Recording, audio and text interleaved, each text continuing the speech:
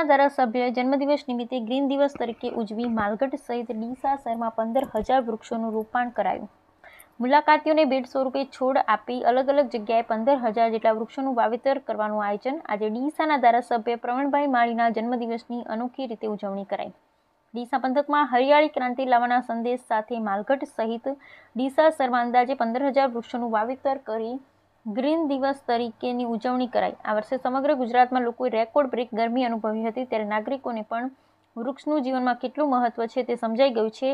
દરમિયાન પ્રધાનમંત્રી નરેન્દ્રભાઈ મોદીએ પણ એક વૃક્ષ માં કે નામ અભિયાન શરૂ કરાવ્યું છે, ત્યારે ડીસાના ધારાસભ્ય પ્રવીણભાઈ માળીએ આજે તારીખ 8 જુલાઈ 2024નો પોતાનો જન્મદિવસ કંઈક વિશેષ રીતે ઉજવવાનું નક્કી કરી અલગ અલગ વિચારોને કંઈક અલગ અલગ કામો થકી સમાજ ઉપયોગી કરવા માટે તેઓ પ્રવૃત્ત રહે છે। તેઓ તેમના જન્મદિવસને ડીસા સર્કિટ હાઉસ ખાતે બપોરે 12 થી 2ના સમય દરમિયાન પ્રજાજનોને મળવા માટે શુભેચ્છા મુલાકાતનું આયોજન કર્યું છે, જેમાં મુલાકાતે આવનાર પ્રત્યેક મુલાકાતીને ભેટ સ્વરૂપે એક વૃક્ષારોપણની અર્પણ કરીને વૃક્ષારોપણ માટે પ્રેરિત કરાયા હતા। જ્યારે આજે આ દિવસને વિશેષ બનાવવા માટે અલગ અલગ જગ્યાઓમાં 15,000 જેટલા વૃક્ષોનું વાવેતર કરવાનું આયોજન કરવામાં આવ્યું હતું, જેમાં માલગઢ આદર્શ હાઈસ્કૂલ પાસે દલિત સમાજની દીકરીઓના હસ્તે 8,000 જેટલા વૃક્ષોનું વાવેતર કરવામાં આવ્યું।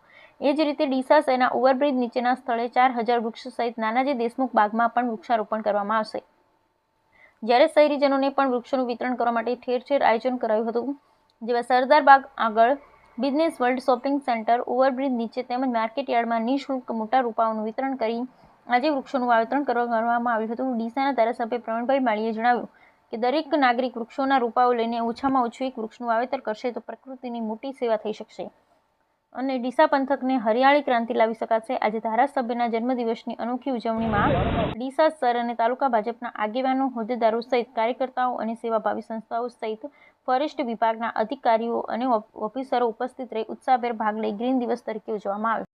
આજે મારા જન્મદિવસ નિમિત્તે અલગ અલગ પ્રકારની ઉજવણી લોકો કરતા હોય છે। જે ગ્લોબલ વોર્મિંગની અસર છે, જે આ વર્ષે જે રેકોર્ડ બ્રેક ગરમી પડી તેના અનુસંધાને સંવેદના વ્યક્ત કરતા અમે ગ્રીન ડે તરીકે ઉજવવાનું નક્કી કર્યું છે કે અલગ અલગ જગ્યાઓ ઉપર વૃક્ષારોપણ કરી 15,000થી વધુ વૃક્ષારોપણનું આયોજન આજના દિવસે કરેલું છે। ફોરેસ્ટ ડિપાર્ટમેન્ટ સાથે રાખીને, NGO સાથે રાખીને, લોકોને સાથે રાખીને, ચાહે એ નિશ્ચિત રોપા વિતરણનું હોય, વાવેતરનું હોય, PSC પ્રાથમિક આરોગ્ય કેન્દ્રમાં હોય, એમ સમાજ જીવનના લોકોને જોડી અને આવનારા પેઢી માટે વૃક્ષ અગત્યના છે। એના માટે બાળકોને પણ એક વૃક્ષ એક પેડ માં કે નામ જેવા અભિયાન સાથે જોડી અને બાળકો પણ આવનારા ગ્લોબલ વોર્મિંગ જેને રાખીને સંવેદન કરે તેના માટે મેં આયોજન કર્યું છે।